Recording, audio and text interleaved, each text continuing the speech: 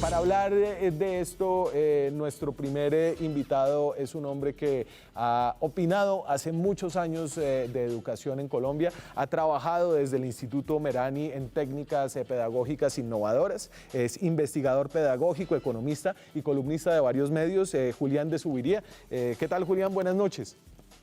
Daniel, un gusto y un placer poder estar aquí contigo y con todos quienes nos están escuchando en este momento. Muy amable por la invitación. No, señora, usted por aceptarla y por hablarle a nuestra audiencia. A ver, tal vez usted no está de acuerdo, creo que escuchó el planteamiento inicial que yo hacía, y es que siento yo que el poner los colegios y su apertura en la parte trasera, digamos que de las prioridades, no tiene un sustento lo suficientemente fuerte para entender cómo lo que estamos perdiendo. Bueno, en realidad eso ha pasado en todos los países. ¿Por qué? Porque en ningún país del mundo, en ninguno, mientras el virus estaba creciendo, los niños fueron a los colegios. Eso pasó en Suecia, que usó otro modelo, y eso ha pasado en algunas regiones en Estados Unidos y en Brasil.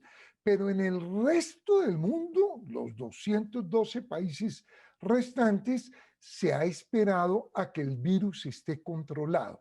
Lo que hay que entender es que en Colombia el virus todavía no está controlado. Ha habido, y la tendencia sin duda es positiva.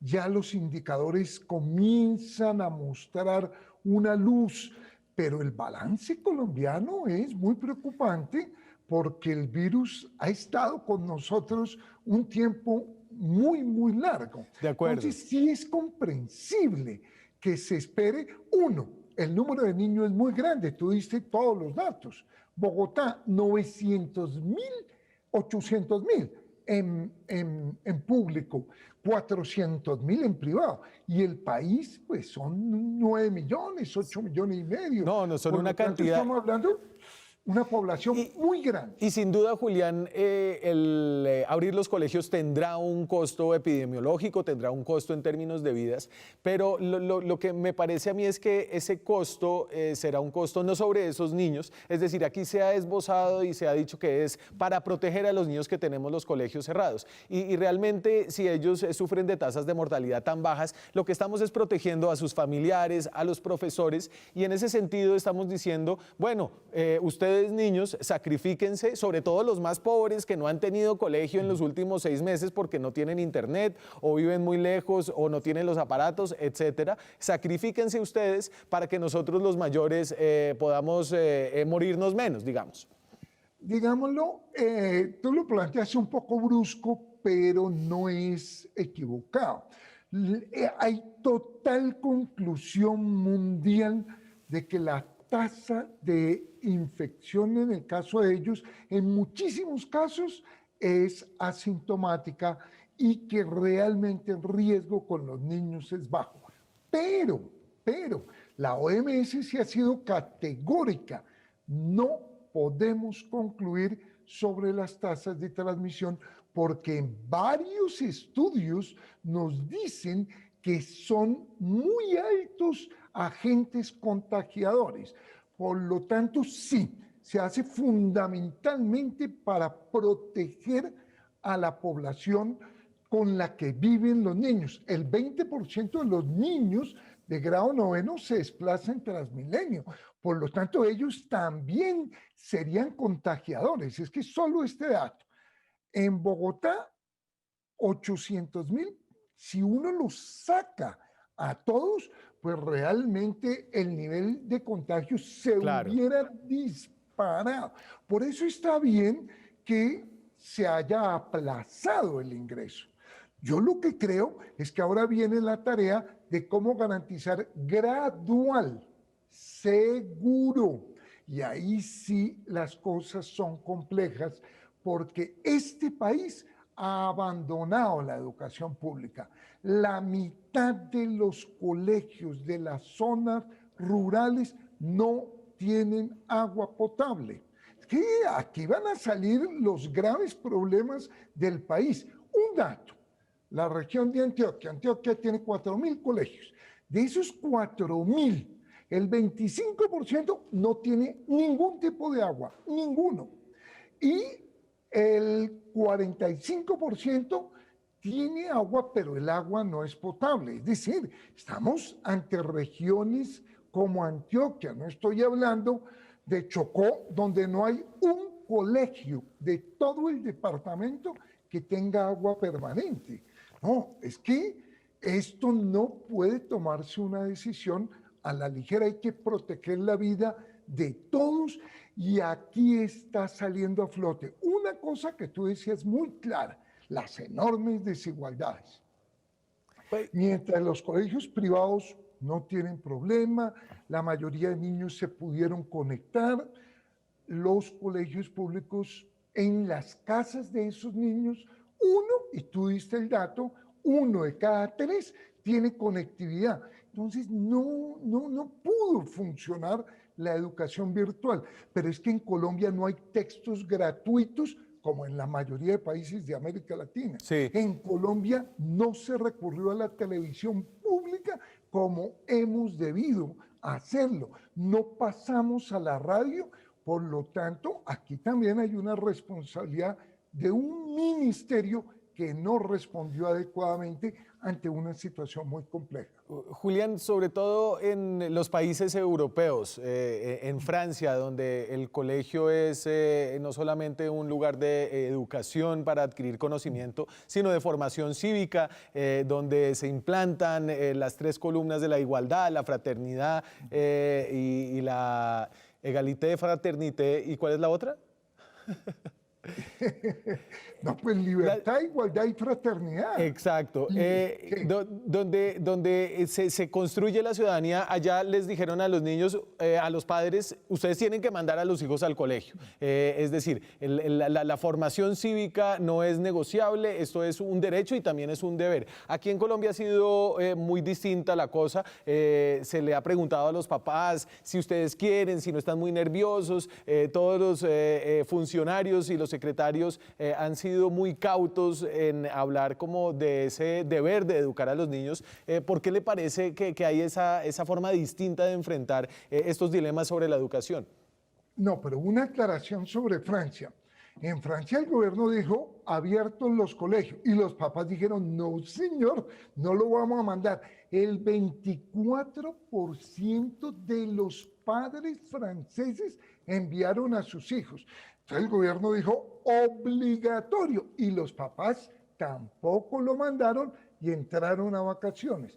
Este es un tema muy complejo, es que estamos ante una situación totalmente inédita, es que es totalmente absurdo que un gobierno diga obligatorio que vayan los niños a los colegios. Eso no se puede pasar por encima de la libertad que tiene todo padre a decidir. A mí me parece que se ha hecho bien, que estas decisiones no se pueden tomar por parte de los gobiernos. Todos los sondeos que se han hecho en Colombia, todos, yo conozco 15 sondeos, dicen que cerca de 9 de cada 10 no va a mandar a sus hijos a los colegios. Eso cambia si el sondeo se hace en un estrato alto. Ahí el porcentaje sube. Ya este es el dato general del 10%.